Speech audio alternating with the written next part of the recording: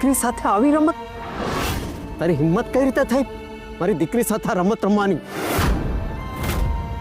વડીલ, હું તમારી સાથે વાત નથી કરતો, પણ મારે તમારી સાથે વાત કરવી છે. હું શ્રીનો કાકા. જુઓ, આમાં શ્રીની કોઈ ભૂલ નથી. તમે શાંત થાઓ અને પ્લીઝ અમારી વાત સાંભળો, પ્લીઝ. તમને ખબર જ હશે ને કે આજે કંકુના લગ્ન થવાના હતા.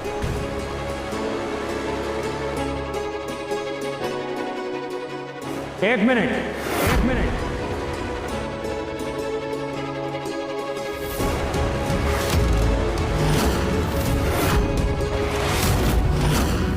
મમ્મી, આ એક નંબરનો ફ્રોડ છે અને કેટલીય છોકરીઓને ફસાવી છે અને આજે જે કંકુ સાથે એ જ કરવા જઈ રહ્યો. આ ગુનેગારને તો સજા જરૂર મળશે.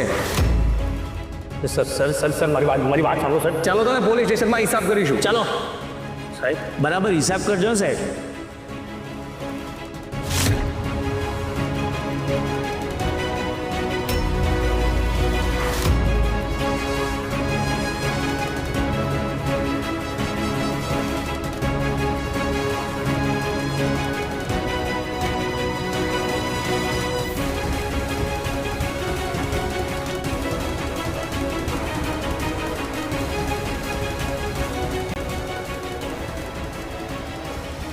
શ્રીનો ક્યાંય કંઈ દોષ નથી. પરિસ્થિતિ જેવી ઊભી થઈ કે અને તમે મારી દીકરીનું જીવન બરબાદ કરી નાખ્યું.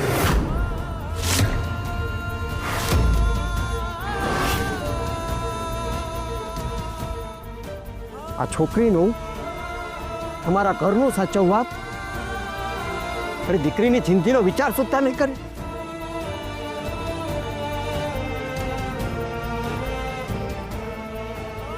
હસમુખલાલ, તમે તો એક દીકરીના બાપ થઈને એવું પગલું ભર્યું કે બીજાની દીકરી દુઃખી થાય.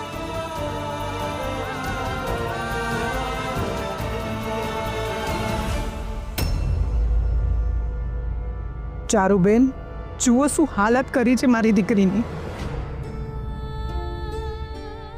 આપો જવાબ.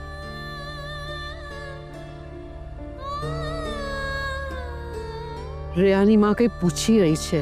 શ્રી, છે તારી પાસે જવાબ કે તું પણ તારા પપ્પાની જેમ આંખેથી જમીન ખોતરતો ઊભો રહીશ?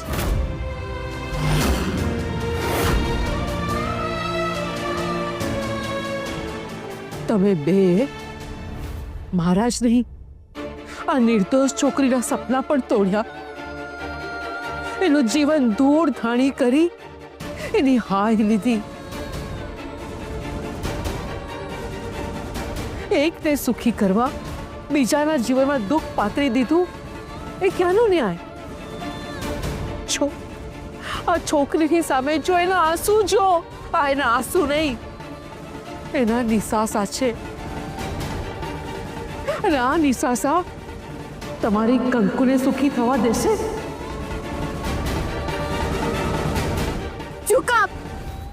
શું કામ આવું કર્યું નજરી? મેં તારી માટે બધું છોડી દીધું અને તે મને છોડી દીધી અને કોઈ બીજી સાથે લગ્ન કરી લીધા. આમાં મારી શું ભૂલ છે કે મેં તને પ્રેમ કર્યો, કે તારા ઉપર આંધળો ભરોસો કર્યો, કે તારી સાથે આખી જિંદગી જીવવાના સપના જોયા? શું છે મારી ભૂલ? બોલ ને શ્રી, બોલ ને. શું છે મારી ભૂલ? બોલ.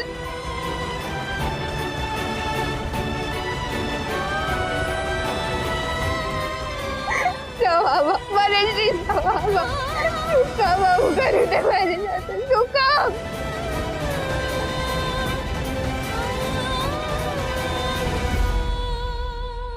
આ ભડકાને મોટો કરવા થોડુંક કેરોસીન નાખવું પડશે. હા તો ભાભી, જલ્દી નાખો કેરોસીન. એમ પણ બહાર ઠંડક થવા આવી, ગરમીની જરૂર છે, નાખો.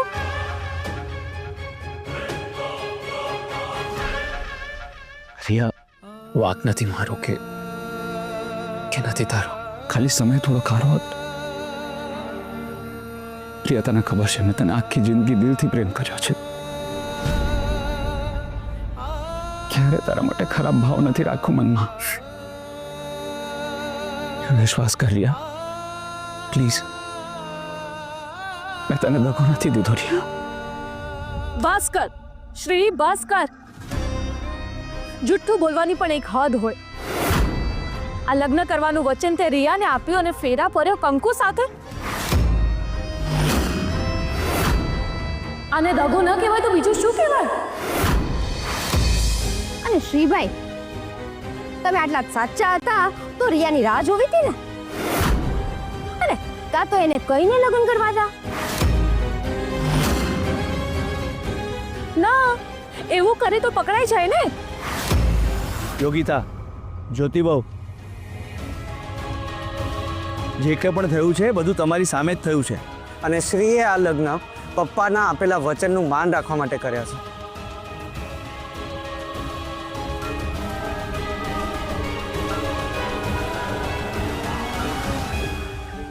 ઓ કુમાર, તમારો સાળો એ કઈ નાનો કીકલો નથી કે એને કો ત્યાં બેસી જાય ને કો ત્યારે ઊભો થઈ જાય.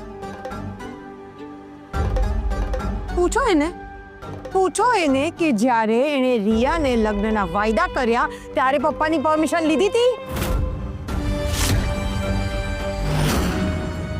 શ્રીભાઈ, આ બધું તમારી મરજીથી જ થઈ રહ્યું છે. માત્ર ફરક એટલો જ છે કે તમે તમારા મોઢેથી નથી બોલ્યા, કોઈના મોઢેથી બોલાવ્યું છે, બસ. તમન્ના વહુ, વાતને વળ ચડાવવાને બદલે વાતમાં વ્યવહાર ઉમેરવાનો હોય.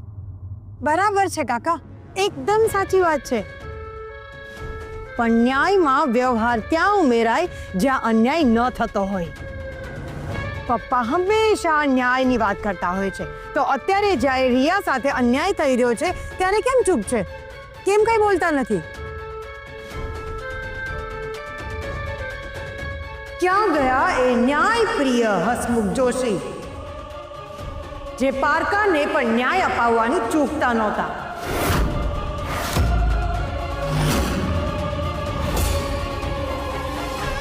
શ્રીભાઈ, ચલો બીજું બધું તો જવા દો, પણ આ લગ્ન કરવાના છે એ તો તમને ખબર જ હતી ને? તો પછી રિયાને ફોન કેમ ન કર્યો? શું સાચે જ? ને ખબર હતી છતાં રિયાને જાણ કરવાની જરૂર સુતા નહીં લાગી તને? ના પપ, એવું નથી. મેં રિયાને ઘણા ફોન કર્યા પણ એનો ફોન સ્વિચ ઓફ હતો. સાવ ખોટું બોલે છે તું. રિયાએ 50 ફોન કર્યા તને, તે એક ફોન નહીં ઉપાડ્યો એનો. ચલ મેં માની લીધું કે મારો ફોન નહોતો લાગતો, પણ તને ખબર હતી ને કે પાછું અહીંયા જ આવવાની છું, તો તું થોડીક વાર રાહ પણ નહોતો જોઈ શકતો. બેટા, વાત મુહૂર્તની હતી અને વાત જોઈ જ શકાતી હોત તો બીજા મુહૂર્તિયાની જ જોત ને. રીતે વચ્ચે લગ્ન અટકી જવાય બહુ મોટું કલંક કહેવાય. એટલે એકના માથેથી કલંક બચાવીને બીજાના માથે કલંક લગાવી દીધો. તમે બધાએ કંકુનો વિચાર કર્યો, પણ મારો વિચાર કોઈને ના આવ્યો. હવે હું કઈ રીતે રહીશ? હા,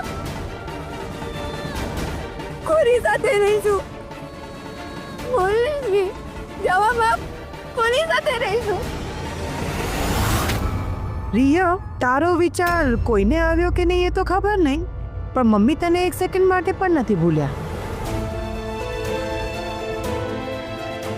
હા, મમ્મીએ તો ચોખ્ખી ના પાડી દીધી કે આ લગ્ન નહીં સ્વીકારે. હા, ને અમે કોઈ આ લગ્ન નથી સ્વીકારવાના.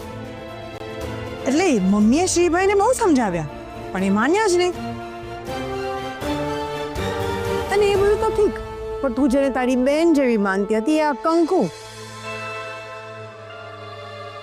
એ પણ જો અહીંયા આવીને બેસી ગઈ. હા, એને તો તમારા લોકોના સંબંધ વિશે ખબર હતી ને.